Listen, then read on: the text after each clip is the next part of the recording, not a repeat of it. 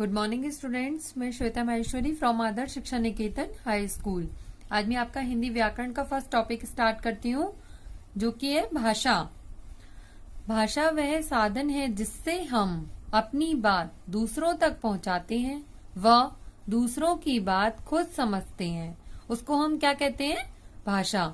जैसे कि मैं अपनी बात आप तक पहुंचा रही हूँ, तो वो किसके जरिए पहुंचा रही हूँ?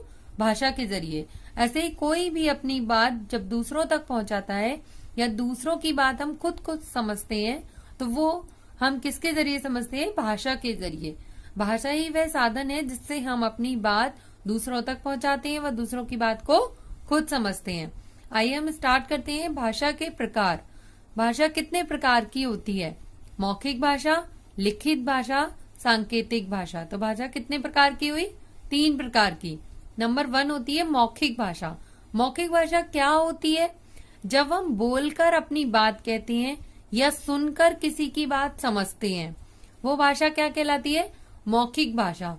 लाइक उसमें ना हम लिखते हैं ना हम पढ़ते हैं, ओनली हम बोल रहे हैं और दूसरा पर्सन हमारी बात सुन रहा है।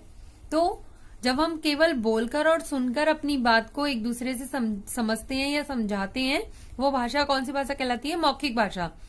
उदाहरण के लिए जैसे आपस में बातचीत करना, कहानी सुनना, समाचार सुनना। देखिए, आप जैसे टीवी पर न्यूज सुनते हैं, तो न्यूज हम सुन रहे हैं, वो बोल रहे हैं और हम सुन रहे हैं, तो ये हमारा कौन सी भाषा का उदाहरण हुआ? मौखिक भाषा का।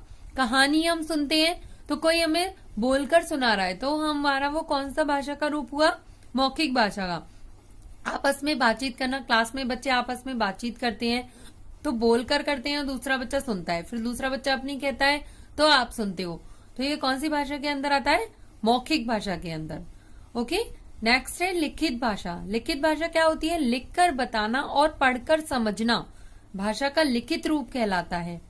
लिखकर बताना, जैसे कि टीचर क्लास में बोर्ड पर लिख रही है, पहले टीचर लिख रही है, फिर आपको उसी बोर्ड पर लिखे हुए को आपको समझा रही है पढ़कर, तो वो लिखकर बता रही है और फिर लिखे हुए को पढ़कर आपको समझा रही है, तो ये क्या हुआ? लिखित भाषा, जिसे हमने लिखकर समझाया है। जैसे अखबार पढ़ना, तो अखबार लिखा हुआ है ना, किसी ने अखबार टाइप करके आपके पास पहुंचाया, तो वो लिखा हुआ अखबार हम पढ़ रहे हैं। या मोबाइल पर मैसेज आता है आपके पास, तो आप मैसेज पढ़ते हो। जैसे मैं वीडियो भेजती हूँ, तो मैं भी कुछ लिखा हुआ आपके पास भेज रही हूँ, आप वो लिखा हुआ पढ़ रहे हो, तो ये कौन सी भाषा हुई? लिखित भाषा। ओके बच्चों, जिसमें केवल बोलना होता है और सुनना होता है, वो होती है मौखिक भाषा, और जिसमें लिखे हुए को पढ़ना होता है या लिखना होता है, वो होती है लिखित भाषा। एक होती है सांकेतिक भाषा। ज्यादातर वैसे यही 2 भाषा यूज होती है, लेकिन भाषा का ये रूप भी होता है जिसका नाम है सांकेतिक भाषा। इसमें ना तो हम बोलते हैं ना हम लिखते हैं, इशारे से एक दूसरे की बात समझना ही सांकेतिक भाषा कहलाता है। इसमें ओनली हम इशारों से अपनी बात दूसरों तक पहुंचाते हैं और दूसरा अपनी बात हम तक पहुंचाता है। जैसे एग्जाम्पल देती हूँ आपको ट्रैफिक पुलिस का। आपने देखा होगा जब आप रोड पर जाते हो, ट्रैफिक पुलिस खड़ी होती है, जहाँ पर बहुत ट्रैफिक होता है, तो वो जैसे इशारों से कहती है कि स्टॉप, और जहाँ ट्रैफिक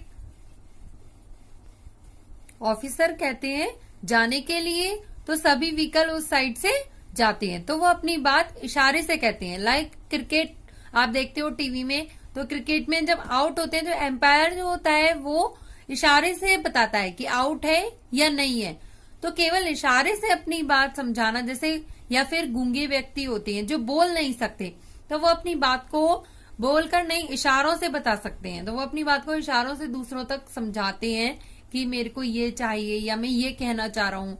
तो इसको हम क्या कहते हैं? सांकेतिक भाषा, जो केवल संकेतों के माध्यम से, इशारों के माध्यम से हम अपनी बात दूसरों तक पहुंचाते हैं। तो ये भाषा का आज टॉपिक आपका क्लियर हुआ है।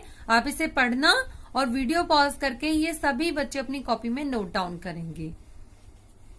नेक्स्ट मैं आपको एक वर्क और दे रही हूँ, ये है लिंग बदलो। ये आपको लिखनी भी है कॉपी में और लर्न भी करनी है। क्या है ये? लिंग बदलो। जैसे लड़का का लड़की, राजा का रानी, पिता का माता, शेर का शेरनी, मोर का मोरनी, बैल का गाय, नौकर का नौकरानी, देव का देवी, मुर्गा का मुर्गी, ऊंट का ऊंटनी।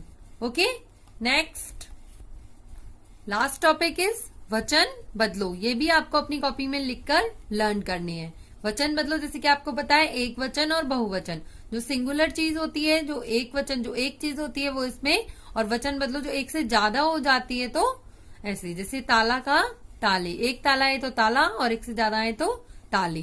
केला का केले, समोसा का समोसे, तो एक चीज है तो यहाँ पर, एक से ज्यादा है तो इस तरीके से। यही आपको ऐसे देखकर वीडियो पॉज करके सभी अपनी कॉपी में नोट डाउन करना है। ओके बच्चों, आज के लिए इतना ही। Thank you.